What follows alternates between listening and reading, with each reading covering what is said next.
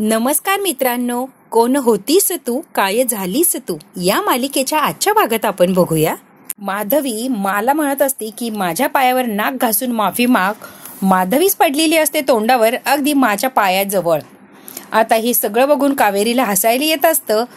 पटकन अमृता उचल आईला. कशी पडलीस ग माधवी तू म्हणून तिला उचलण्याचा प्रयत्न करतात. कावेरी तिला उचलत नाही, हसत मात्र तिथे उभी राहिलेली असते. कावेरी आता पळत पळत मुलांकडे जाते आणि मुलांना म्हणते, मुलांनो काय केलं, आजी पडली ना रे, जा बरं रूम मध्ये जाऊन खेळा. काहीही करता बाहेर येऊन जा आणि त्यांना रागवून काढून देते. माधवी आता खूप चिडते आणि म्हणते, सुलक्षणा तू मुद्दाम केलं ना, मी तुला चांगली ओळखते. सुलक्षणा माझी जिरवायसाठी हे सगळं काही केलं आणि मी तोंडावर पडले. सुलक्षणा मी तुला चांगलीच ओळखते ग, आता फक्त नाही म्हण की तू केलं नाही, मला खात्री आहे तूच केलंय हे. तू आणि तुझी सून एकत्र मिळाला आणि माझी जिरवायला निघलाय होय. मला कळालंय तुझे डावपेच सगळं तुझ्या सुनेनी आणि तू मिळून केलंय ना हे. माधवी आता रडत असते आणि म्हणते, सुलक्षणा तिला खुणावलं आणि म्हणून तिने हे सगळं केलं. 100% खात्री आहे मला. सुलक्षणा तुझ्यासारखी बाई कुणाचीही सख्खी होऊ शकत नाही किंवा कुणाची मैत्रीण होऊ शकत नाही. एक नंबरची स्वार्थी आहेस तू, तुला चांगलंच ओळखलं ग मी. सुलक्षणा आतल्या गाठीची आणि एक नंबरची स्वार्थी बाई आहेस तू मला माहिती की काय, त्याच्यामुळे मी तुझ्यावर आता काही विश्वास ठेवणार नाही. माधवी म्हणते, अमृता बास, सगळं काही सहन करून झालं, इथे एकही मिनिट थांबायचं नाहीये, इथून लगेच चल माझ्यासोबत. अमृता म्हणते, आई थांब, तुझा काहीतरी गैरसमज होतोय, तू का बोलते मावशीला आणि काय एवढं काय बोलली तू, मावशीचा काही एक दोष नाहीये. माधवी आता अमृताला घेऊन जायला आलेली असते की चल इथून, अजून अपमान सहन करायचं नाही. अमृता सगळ्यांच्यात देखत चोंबड्यापणा करत असते.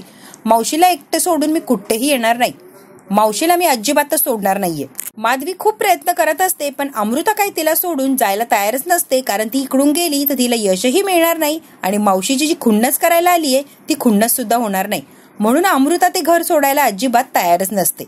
माधवी म्हणते, अमृता तुला अक्कल आहे का, या बाईमुळे आयुष्यात तुझं कधी लग्न होणार नाहीये, आयुष्यभर तुला असंच बसायला लागणार आणि आयुष्यभर या बाईची चाकरी करत थांबणार आहे का, इथे हिचा नोकर म्हणून थांबणार आहे का. माधवी आता रडायला लागलेली असते आणि हे बघ, एका मुलीने तुझ्यामुळे जीव दिलाय माझ्या, एक मुलीला तर मी गमावलंय आणि दुसरी तुझ्याजवळ चाकरी करायला ठेवून घेतलंय का कायमची काम करायला. सुलक्षणा काय काय थेर करते ग तू, आणि कशी माझी पोरं तुझ्या बाजूने वळून घेतली. एक पोरी तर मेलीच माझी आणि दुसरी आहे ती सुद्धा चाकरी करायला ठेवली, तीही कायमची. सुलक्षणा खरंच एक नंबरची चॅप्टर बाई आहे तू. माधवी म्हणते, अमृता तुला इथे राहायचंय ना, तर इथून पुढे लक्षात ठेवायचं, तुझं तोंड मला दाखवायचं नाही, आता इथेच राहायचं या बाईची चाकरी करत. माझ्या घरचे दरवाजे तुझ्यासाठी कायमचे बंद. अमृता म्हणते, आई अगं असं बोलू नको, माझं म्हणणं आहे ते ऐकून घे. माधवी काही एक ऐकायला तयार नसते. माधवी आता त्या आलेल्या बायकांना म्हणते, बघितलं का कशी एक नंबरची धूर्त बाई आहे, माझीच पोरगी माझ्यापासून हिरावून घेतली आणि माझ्यासोबत यायला तयार नाहीये.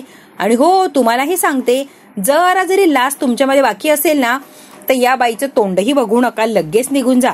आता माधवी राग रडत रडत तिथून निघून गेलेली असते आणि आता त्या बायका सुद्धा हळूहळू कावेरीच्या जवळ येऊन उभा राहतात आणि माकडे बघत असतात. मात खूप थांबवण्याचा प्रयत्न करते पण माधवी मात्र निघून गेलेली असते आणि ह्या बायका सुद्धा आता माच्या जवळ यायला लागलेली असतात. आता मात्र सगळं काही आनंदाचा बेरंग झालेला असतो. त्या बायका आता सुलक्षणाला म्हणजे मला बोलायला लागलेले असतात की, सुलक्षणा आम्हाला माहित नव्हतं अशा मुलीशी तुझ्या मुलाने लग्न केलंय. अरे रे रे रे, खूप सुंदर गुणवान अतिसाधारण अशी तिला मुलगी समजत होतो, पण असलं काही चाललंय तुझ्या घरात खरंच माहित नव्हतं आम्हाला. तिच्या मैत्रिणी म्हणतात, का ग सुलक्षणा, आम्हाला तर सारखे नेहमी सांगायची की सून कशी असावी, संस्कारी, साधी भोळी, अगदी आपल्या मापातली, आणि ही कसली खुनी, लोकांचे खून करते म्हणे, ही अशी खुनी सून आणलीये का तू घरात. अरे बापरे सुलक्षणा, काय ग ही वेळ तुझ्यावर, खुनी सून आलीये घरात आणि तिच्या पुढे पुढे करतेस तू.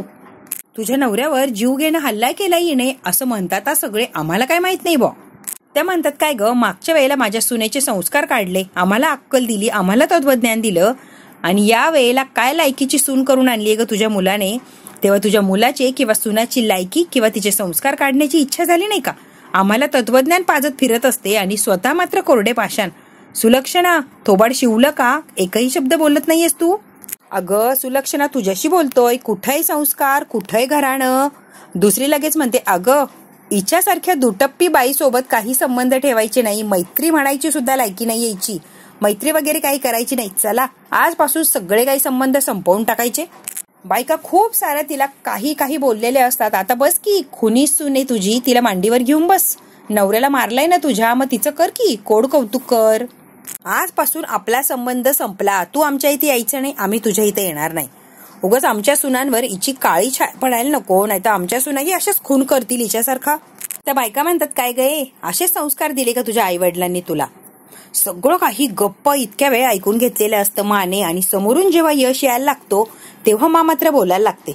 असेल की कावेरीवर असे संस्कार तिच्या आई वडिलांनी नसेल केले चांगले संस्कार, आणि यांच्या खुनाचा आरोप जरी हिच्यावर असला, ती निर्दोष आहे हे सिद्ध झालेलं नसलं ना, तरी पण मला विश्वास आहे तिने नसन केलं असं. आणि निर्दोष आहे की नाही याची मला खात्री सुद्धा नाहीये, तरी पण मी स्वीकारलंय तिला, फक्त आणि फक्त माझ्या यशसाठी.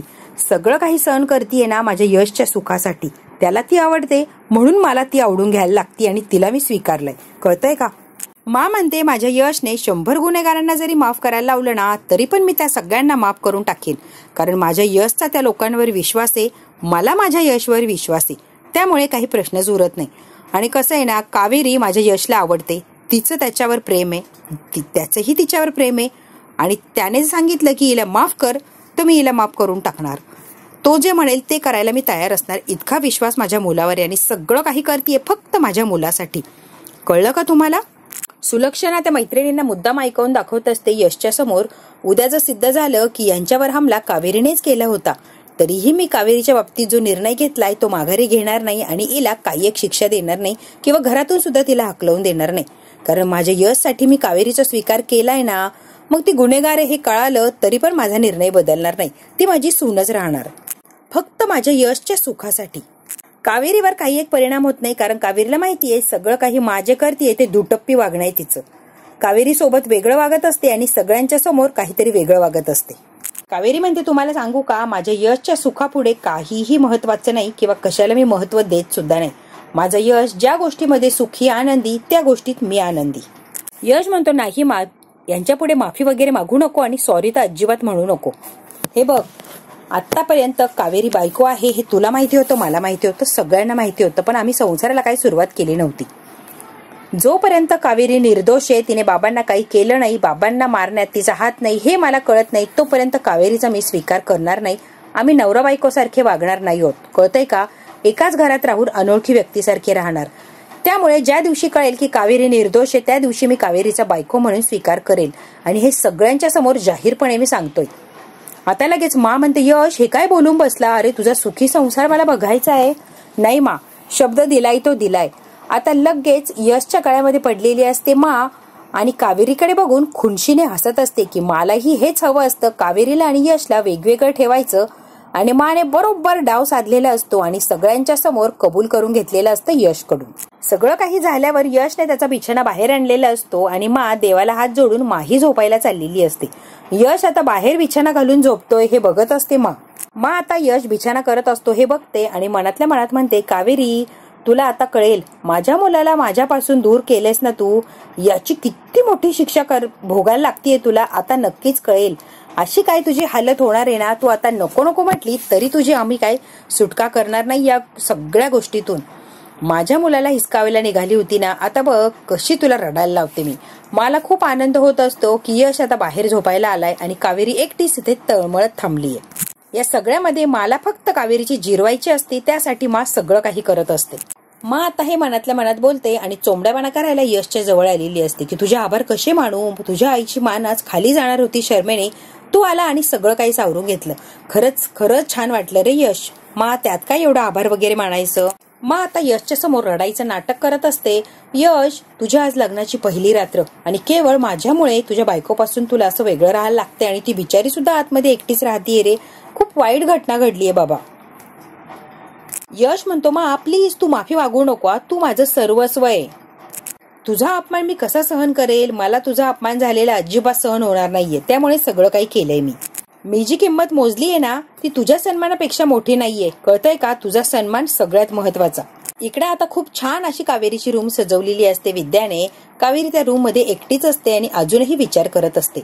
आता आगीत तेल ओतायला आलेली असते ही अमृता. आता हसणार आणि तिला टोमणे देणार. अरे रे रे रे रे, सो सॅड.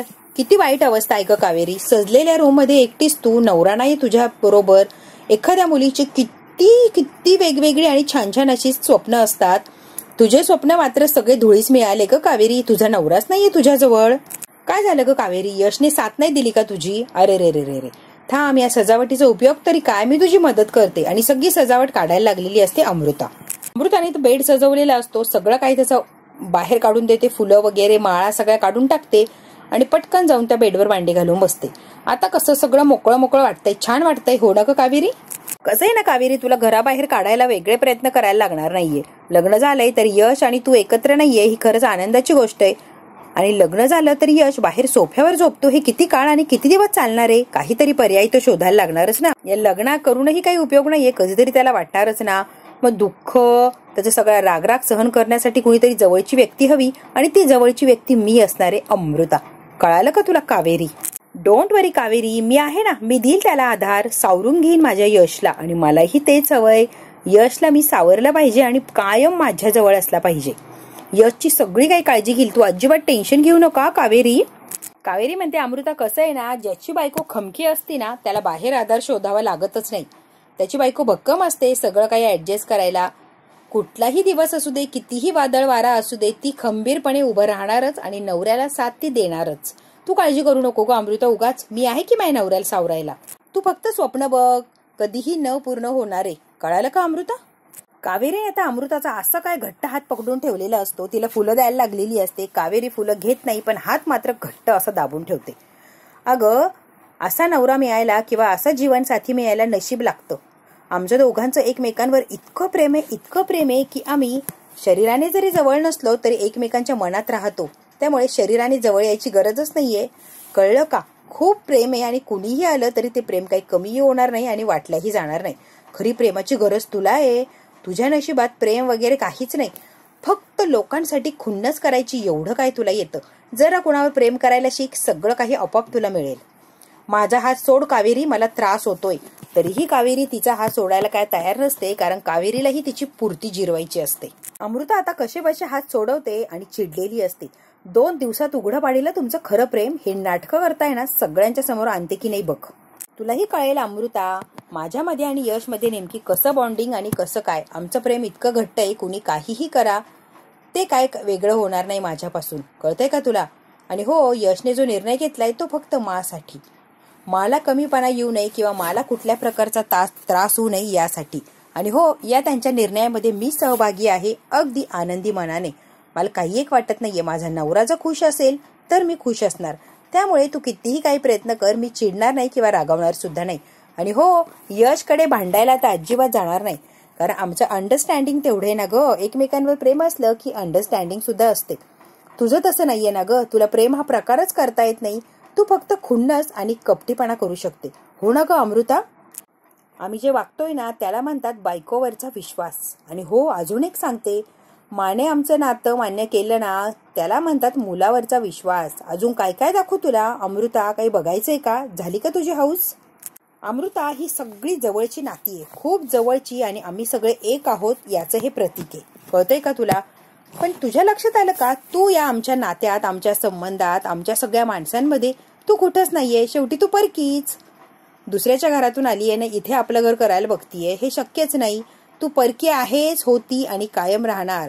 कितीही प्रयत्न कर यश मावशी करण्याचा, पण तू काय आमच्यासारखी आमच्या फॅमिलीत कधीच एकरूप होऊ शकत नाही. कळलं का? स्वतःची लायकी तूच विसरली अमृता. जरा स्वतःची लायकी आठवून बघ, सगळ्या प्रश्नांची उत्तरं मिळतील. कावेरी, आज जशी तुझी आई कायमचं हे घर सोडून निघून गेली ना, कधीही परत येणार नाही सांगून, तशी तू सुद्धा जाणार आणि कायमचं या घराला पाठ फिरवशील. कधीही माघारी येण्याचं स्वप्नच बघणार नाही. कळालं का? जा अमृता आणि बेडरूम मध्ये शांत अशी झोपून घे. कारण कसं आहे ना, शेवटची रात्र आहे ना तुझ्यासाठी. उद्या सकाळी नवीन दिवस आणि तुझ्या घरी तू. आमच्या घरातला हा शेवटचा दिवस आहे. तू काहीही कर, कितीही प्रयत्न कर अमृता, मी तुला जिंकू देणार नाही आणि यशला आता कधीच नाही. कळालं का तुला? कावेरी म्हणते गुड नाईट डार्लिंग. आणि आता बरोबर तिथून रागारागाने निघून गेलेली असते अमृता, कारण तिची पूर्ती जिरवलेली असते ह्या कावेरीने. अमृता आता निघून गेलेली असते रागारागाने. तेवढ्यात काय कावेरीचा फोन वाजतो. कावेरी पटकन फोन उचलते आणि फोन असतो यशचा. कावेरी, लवकर तुम्ही गार्डनमध्ये या. कशासाठी? मला तुमची गरज आहे आणि तुम्ही आत्ताच्या आत्ता गार्डनमध्ये यायचे. कळतंय का तुम्हाला? आता यशने अगदी घाईघाईने बोलवून घेतलेलं असतं की आता कावेरीलाही कळत नाही नेमकी झालंय तरी काय. एवढे घाबरले आणि गोंधळल्यासारखं लगेच मला गार्डनमध्ये बोलवलंय. आता बिचारी कावेरी विचार करायला लागलेली असते. कावेरी जराही विचार करत नाही किंवा वेळ असा व्हायला घालवत नाही. यशनी बोलवलंय म्हणजे नक्कीच काहीतरी अडचण असणार किंवा महत्वाचं काम असणार. यशला भेटायला किंवा त्याची मदत करायला अगदी घाईघाईने आणि धावत पळत अशी आलेली असते आणि त्या गार्डनमध्ये यश यश असा आवाज देते, पण यश काय बाहेर येतच नसतो. आता मात्र कावेरी घाबरलेली असते की कुठल्या संकटात तर नाहीये ना यश. हळूहळू सगळ्या गार्डन मधले लाईट चालू झालेले असतात आणि खूप छान असा हार्ट असतो आणि त्यामध्ये के आणि लिहिलेला असतो की आय लव्ह यू कावेरी. आता हे सगळं बघते आणि लगेच समोर दिसतो तो यश. आता मात्र कावेरीला इतका आनंद झालेला असतो की यश माझा इतका विचार करतो आणि इतकं प्रेम करतो. खूप भारावून गेलेली असते ही कावेरी. तिला खूप असा आनंद झालेला असतो. कावेरी आता ते सगळं काही बघते आणि यशलाही एकटक अशी डोळे भरून बघत असते. कावेरी अशी पटकन जाते आणि यशला घट्ट अशी मिठी मारते प्रेमाने आणि यशही तितक्याच प्रेमाने तिला जवळ घेतो. दोघांचं प्रेम अगदी स्पष्ट दिसत असतं. किती दोघांमध्ये छान असा त्यांचा बॉन्डिंग आहे आणि प्रेम तर किती आहे हे तर आपल्याला कळतच आहे. यश प्रत्येक वेळेला कावेरीची काळजी घेत असतो. ती दुखावू नये म्हणून प्रत्येक वेळेला तिला जपत असतो. यश हे सगळं काय आहे? हे यशचं हार्ट आहे. त्यामध्ये के आणि वाय असं लिहिलंय म्हणजे कावेरी आणि यश, आणि ते दोघं एकमेकांसाठीच आहे. तेही कधी एकमेकांपासून दूर होणार नाही. कळतंय का तुला कावेरी? हे सगळं करायची काही गरज होती का यश? कशासाठी करताय तुम्ही? यश म्हणतो आज पुन्हा एकदा एकमेकांपासून दूर झालोय आपण. आता परत कधी येणार काय येणार मला काही माहित नाही. जेव्हा बाबांना तू मारलं नाही, तू निर्दोष आहे हे जेव्हा मला कळेल, माझा जेव्हा विश्वास बसेल, तेव्हा काय आपण एकत्र येऊ. तोपर्यंत तुम्ही आणि मी असेच वेगळे राहणार आहोत. म्हणून काहीतरी आपलं सेलिब्रेशन करायचं आणि स्वतःच्या मनाला तेवढंच बरं वाटतं. आणि हो, एकमेकांवर प्रेम आहे हे दाखवून देण्याचं थोडा तरी चान्स मिळतो ना. आता कावेरीलाही खूप छान वाटलेलं असतं आणि सगळ्या प्रसंगाने अगदी भारावून गेलेली असते. यश अगदी वेड्यासारखं करत असतो. माझं कावेरीवर खूप प्रेम आहे, मी कावेरीवर खूप प्रेम करतो. आणि हो, यश आणि कावेरी एकमेकांपासून वेगळे कधीही राहू शकत नाहीत. कावेरी माझ्याशिवाय आणि मी कावेरीशिवाय कधीच एकटे राहू शकत नाही आहोत, कारण आमचं प्रेमच तेवढं आहे. अगदी जोऱ्या जोऱ्यात ओरडून ओरडून सांगत असतो. कावेरी त्याला शांत बसवण्याचा प्रयत्न करते, पण यश काय ऐकायला तयारच नसतो. आरडाओरडा करत असतो आणि माझं खूप प्रेम आहे कावेरीवर आरडाओरडा करून सगळ्यांना सांगत असतो. कावेरीला आता लाजही वाटते आणि भीतीही वाटते की कुणी ऐकलं बघितलं तर पंचायत व्हायची. तरीही यश काय थांबायला तयारच नसतो. कावेरीने आता यशला खाली आणलेलं असतं. खाली उतरा आधी, कुणी ऐकलं तर असं वाटेल की तुम्हाला वेडच लागले. कशाला माझ्या नवऱ्याला वेड ठरवताय? शांत बसा ना यश. कावेरीला आता यश परत जवळ खेचतो आणि म्हणतो, काहीही न बोलता काहीही न करता नवऱ्याला समजून घेणारी, इतकं प्रेम करणारी, इतकी गोड आणि सगळ्यात महत्वाचं खूप अशी सुंदर बायको जर समोर असेल तर जगातला कुठलाही नवरा असला तर कसा वेडा होणार नाही? त्याला वेड लागणारच ना. आपल्या प्रेमाच्या जाळ्यात असं काय अडकवून ठेवलंय ना की पुरा मी वेडाच झालोय कावेरी. आता कुठून बाकी आहे मी वेडा व्हायचा. कावेरी आणि यश खूप असे जवळ आलेले असतात. हे सगळ्याने कावेरीलाही खूप आनंद मिळत असतो आणि चेहऱ्यावर एक वेगळंच तेज असतं कावेरीच्या. ती फक्त यशच्या सोबत असली तिला सगळं काही मिळाल्यासारखं होतं. यश म्हणतो, माझा आशीर्वाद मिळालाय ना आपल्याला, आता मला खात्री आहे तिचा विश्वास सुद्धा नक्की जिंकाल तुम्ही आणि सगळे काही आपण एकत्र होऊ. राग रुसवा सगळं काही निघून जाणार. मा तुमचा अगदी प्रेमाने स्वीकार करेल. कावेरी, मला खात्री आहे आणि मी तुम्हाला सांगतोय ना, खात्रीने माझ्यावर विश्वास ठेवा. कावेरी म्हणते, यश मी नक्की प्रयत्न करेन माझा विश्वास जिंकण्याचा किंवा त्यांच्या प्रेमाच्या लायक व्हायचा. एक दिवस त्यांच्या मनात जो राग आहे तो निघून जाणार आणि प्रेमच उरणार माझ्यासाठी. मी शब्द देतेय तुम्हाला यश. यश म्हणतो, मलाही खात्री आहे माझी बायको नक्कीच असं काहीतरी करणार की मा तिच्या बाजूने होणार. यश म्हणतो, माझं हे स्वप्न नक्कीच पूर्ण होणार. मा आणि तुम्ही अगदी सारख्या आहात. काही फरक नाहीये दोघींमध्ये, दोघीही सारख्याच. मला लवकरात लवकर माझी मा आणि आई एकत्र आलेल्या बघायच्या आहे आणि आपलं हे स्वप्न लवकरात लवकर पूर्ण होणार आहे. माहितीये का, आपल्यामध्ये आहे ती फक्त ती अमृता. एकदा काय आपल्या रस्त्यातून ती गेली ना की आपला सगळा रस्ता मोकळा होऊन जाणार. मग मात्र आपल्यामध्ये काही एक प्रॉब्लेम राहणार नाही. अमृताला दूर करायचं म्हणजे सगळे काही प्रॉब्लेम सॉल्व्ह होतील. कळतंय का कावेरी? कावेरी आता यश काय सांगतोय ते ऐकत असते आणि तिला सुद्धा अमृताचा तितकाच राग येत असतो. गोडाऊन मध्ये मला तिथे बसवलं, फसवून नेलं आणि माझ्यावर जीव घेणा हल्ला केला ना, खूप मोठी चूक केली अमृताने. गोडाऊन मध्ये मला बांधून ठेवणाऱ्या त्या माणसाचा चेहरा अजूनही माझ्या लक्षात आहे. कळतंय का तुला कावेरी मला काय म्हणायचंय? अमृताला शिक्षा मिळायलाच हवी, गोडाऊनमध्ये मला जीवे मारण्याचा प्रयत्न केला हे सगळ्यांच्या समोर प्रूफ केलं तरच विश्वास बसणार, नाही तर कुणीही विश्वास ठेवणार नाहीये आपल्यावर. कावेरी आता यशचा हात पकडते आणि म्हणते, यश मी आहे तुमच्यासोबत, अजिबात तुम्ही घाबरू नका. कुठलाही कसाही प्रसंग असू द्या, मी तुमच्यासोबत कायम राहणार आहे आणि सगळ्या प्रसंगांमध्ये आपण लढणार आणि यश हे यश मिळवणारच. यश आणि कावेरी एकमेकांच्या हातावर हात ठेवतात, गोड एकमेकांकडे बघून हसत असतात आणि अगदी डोळ्यात डोळे घातलेले असतात दोघांनीही. खूप छान असा सीन सध्या चालू असतो. यश आणि कावेरी एकमेकांमध्ये असे काय बुडून गेलेले असतात, अगदी प्रेमाचा अथांग समुद्र तयार झालेला असतो त्यांच्या आसपास. इतकं काय त्यांचं प्रेम ओसंडून व्हायला लागलेलं असतं. मित्रांनो, हा भाग इथेच संपला. पुढच्या भागात काय होणार आपण अगदी थोडक्यात बघूया. दुसऱ्या दिवशी सकाळी सगळं छान आणि फ्रेश असं वातावरण असतं. यश माकडे परमिशन काढायला येतो. तुझी काही हरकत नसेल तर कावेरीला माझ्या एका कामासाठी बाहेर घेऊन जाऊ का? आता हसते आणि म्हणते, जिथे काही काम असेल एकट्याच जाऊन काम करू शकत नाही का? कावेरीला नेण्याची काय गरज आहे बाळा? अमृताला कोणाचा तरी फोन आलेला असतो. अगदी घाईघाईने धावत पळत अमृता चाललेली असते. कावेरी आणि यश समोर उभे असतात आणि म्हणतात, अमृता एवढी धावपळ करत कुठे चालली आहे घाईघाईने? अमृता आता जरा घाबरते. कावेरीला काय उत्तर द्यावं तिला काही सुचत नसतं. कावेरीने आणि यशने काहीतरी शंका आलेली असते की एवढ्या घाईघाईने आणि काय लपवत चालली आहे अमृता घरात, म्हणून त्यांना जरा शंका आलेली असते. आणि कावेरी अजिबात न घाबरता न वेळा वायल घालवता डायरेक्ट तिला विचारते की एवढे काय एमर्जन्सी आहे की समोर तुला माणूसही दिसत नाहीये आणि अगदी धावत पळत चालली आहे? अमृता आता खूप अशी घाबरलेली असते आणि तिची भीती तिच्या चेहऱ्यावर अगदी स्पष्ट दिसत असते. आता बघूया अमृताची काय चोरी चालली किंवा काही ती नवीन कारस्थान करतीये हे कावेरी आणि यश हे पकडू शकतात का? आणि अमृताचा हा क्रूर चेहरा सगळ्यांच्या समोर येईल का? मला जेव्हा कळेल की सगळं काही केलंय ते अमृताने केलंय, तेव्हा माझी रिॲक्शन काय असेल हे बघायला खरंच मजा येणार ना. हे बघायचं असेल तर बघायला लागणार उद्याचा भाग. हा भाग इथेच संपला. व्हिडिओ आवडल्यास लाईक, शेअर, सबस्क्राईब नक्की करा. धन्यवाद.